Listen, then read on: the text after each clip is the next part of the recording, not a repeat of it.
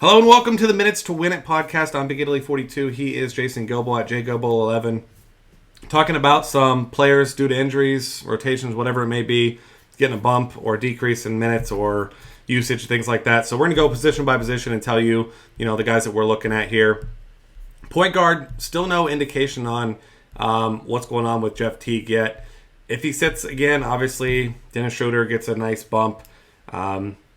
This is early in the afternoon, right around lunchtime, Eastern time at least, so we haven't seen anything official, but that's the first one that's key because if Teague plays, it's a good matchup against Rajon Rondo, who admittedly doesn't play defense and hasn't in years, or you get Schroeder, who's in there. Same thing for Kent Bazemore. Haven't heard anything about him, but we've seen this with the Hawks before where we don't know anything until the last second or maybe even too late to do anything, so cautiously proceed, I guess, with Schroeder for tonight, assuming that Teague's not going to play, but be prepared to have a backup plan just in case.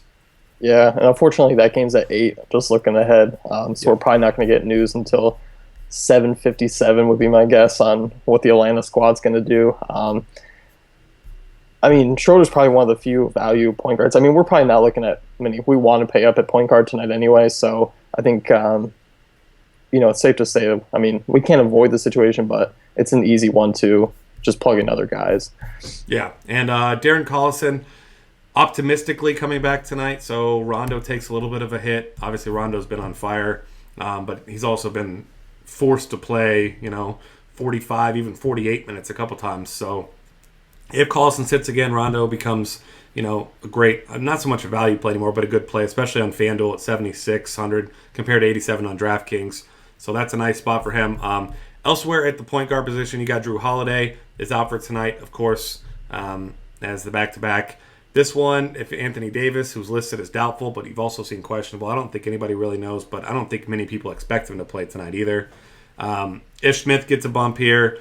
I guess Tony Douglas, but let's not go too crazy on that. Ish Smith's probably going to be the guy in the low 30s in minutes, but he's also going to have to face Russell Westbrook. So, I guess kind of temper your expectations despite the fact that he should get big minutes.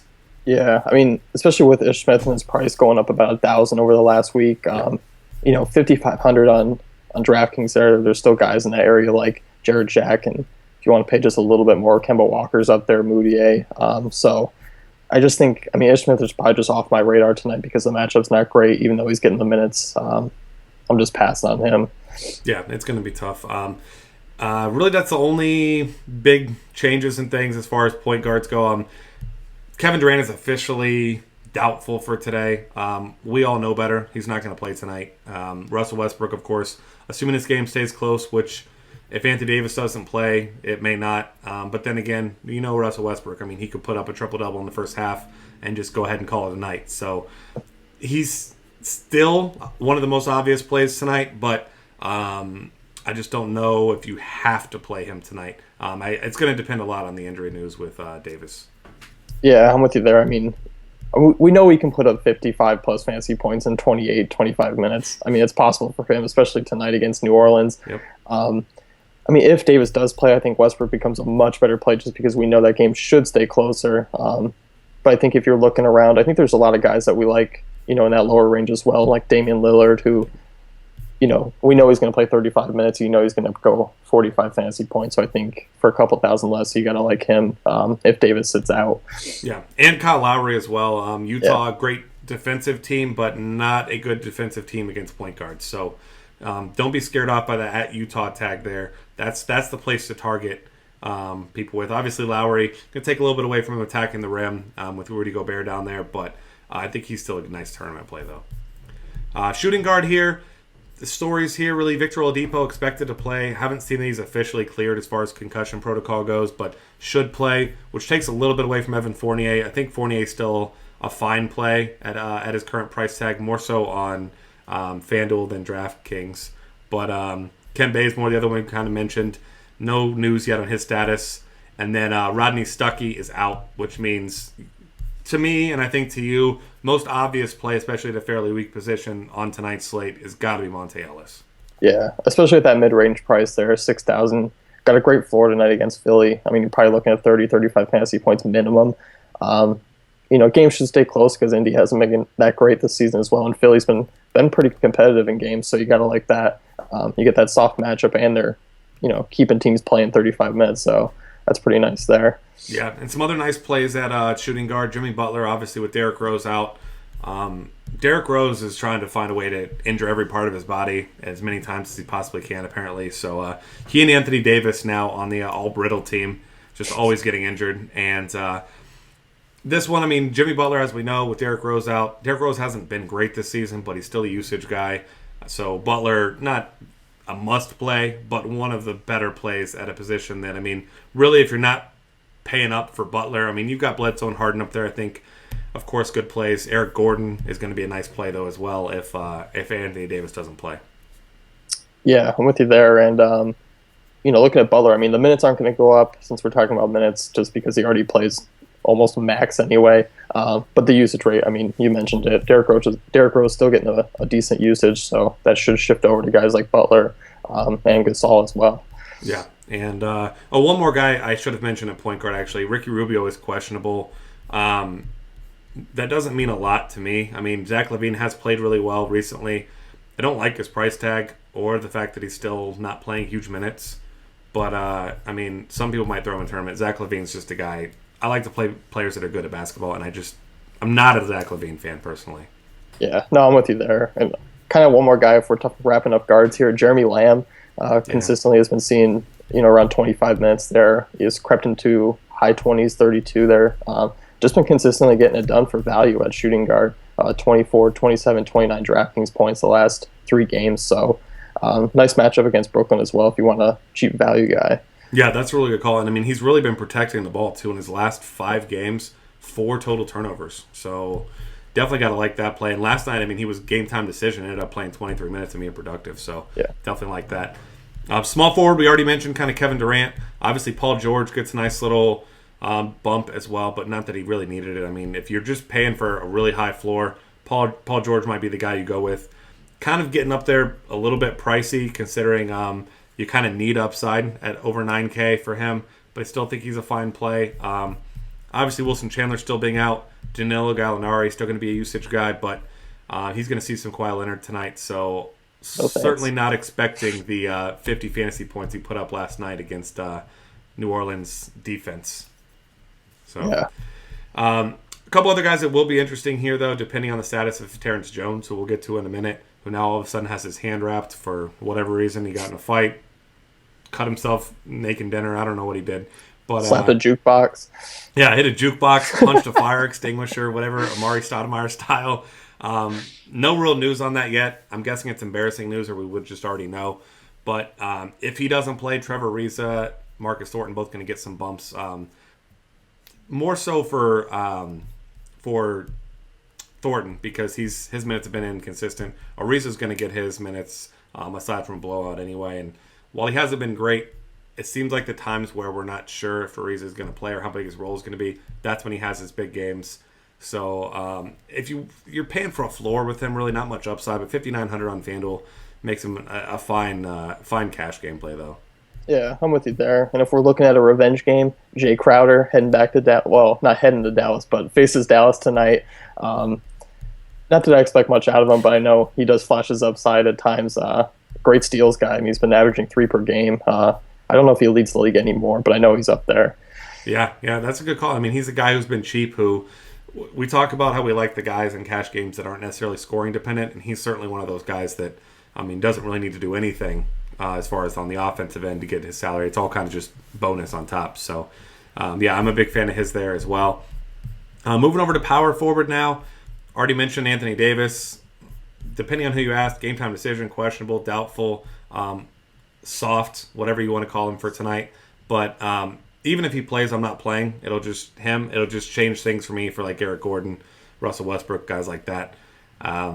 Elsewhere at power forward, if you're playing on DraftKings, welcome to Marcus Cousins to the power forward club. It happened already, but yeah, I mean I'm in love with playing him at power forward tonight. I mean, I'm in love with playing him. You could put him anywhere, any position, and I would play him tonight. But great matchup for him. So I guess we'll kind of touch on him now. Atlanta is just getting destroyed in the front court. One of the better defensive teams last couple of years.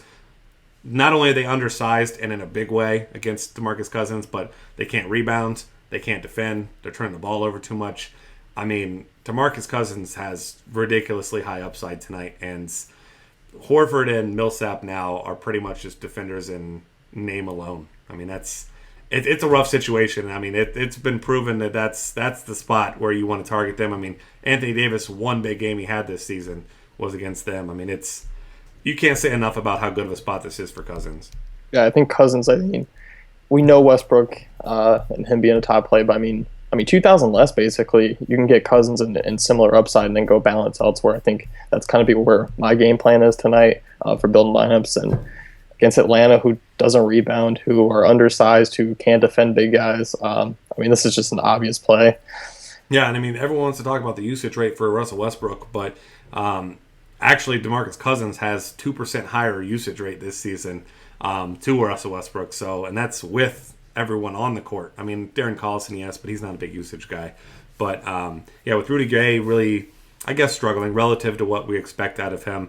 I mean, it's going to be brutal down low for Atlanta. And DeMarcus Cousins, you could tap him on the shoulder and he's not going to fall down and leave the game like Anthony Davis. So, other guys at power forward, a guy we were big on last night, and it was huge, Thad Young. Price didn't go up at all. I mean, the guy's been incredible over his last couple games. Got 3 double-doubles in his last 5. Stealing the ball a ton, which, as we know, that's his big game there. And Charlotte, good defensive team, slower pace, but individual matchups, Thad Young against these guys, you're not really concerned on the defensive end with the Cody Zellers and Marvin Williamses of the world here. Yeah, I mean, look at what power forwards have done against Charlotte this season. Like you mentioned, we don't target teams against them as a whole, but grabbing a piece or two from each team there is not a bad move. Looking at Porzingis and what he did to this team last night in the power forward spot, you got to like Thad Young for just 6,100 on DK there, and forgot where he's at on 5,800 on FanDuel. Yeah, it's rough. And then another guy been very consistent off the bench despite never really seeing. Actually, hasn't played more than 26 minutes in any game, but has played 26 in 2 straight. Dwight Powell. Still 5K or below on both sites. Now we've got Charlie Villanueva away from the team. His wife's having a baby, so probably not a big bump for him, but certainly a few more minutes for Dwight Powell, who's already been a popular value play. And he's got a nice floor. He's a high motor type of guy, the kind of guy that you love to play in your lineups as that second unit guy that just comes in and hustles. Yeah, especially against this Boston front court, who's been better, from the last few seasons in rebounding, but I mean, still, I think a team I'd like to target big men against. Yeah, absolutely. It's a good spot for him there. And then moving over here to center, if we're talking FanDuel, obviously that's your DeMarcus Cousins. Already kind of touched on him. We could keep talking about him, but hopefully we don't need to. Really not any injury concerns at the center position. You've got for now. Yeah. For now, I guess. Willie Cauley-Stein did not have a concussion, but had a head injury Sunday's game. That doesn't really change a lot. His minutes were kind of trending downward anyway. But I guess that's the most significant one. You got Myers Leonard has an injury. He's out for tonight. But, I mean, really just doesn't do a whole lot for other guys on that Portland side because that front court is just a mess. And we've all been down this road before with the Portland front court. Don't go forcing guys into your lineup from that front court and just expect they're going to produce. Yeah, especially with Ed Davis. I love Ed Davis. I think he's a good player. But for some reason, nobody else thinks so. And he cannot get into the 30-minute range to save his life during his career, even when there's been injury problems like there is in Portland right now. Just can't rely on any of them. Yeah, Ed Davis has taken over as the Thomas Robinson of that front court from last season, where they say, "Hey, he's going to start," and then he plays 12 minutes, or he's coming off the bench, so then he plays 38. I mean, it's that no, just don't get involved in that situation. There's plenty of other options, a million other options you could go with that are in better spots. So that'll wrap things up for the Minutes to Win It podcast. Find us on Twitter at DF Cafe. Subscribe to our YouTube channel. Check out the rest of our great content at dailyfantasycafe.com.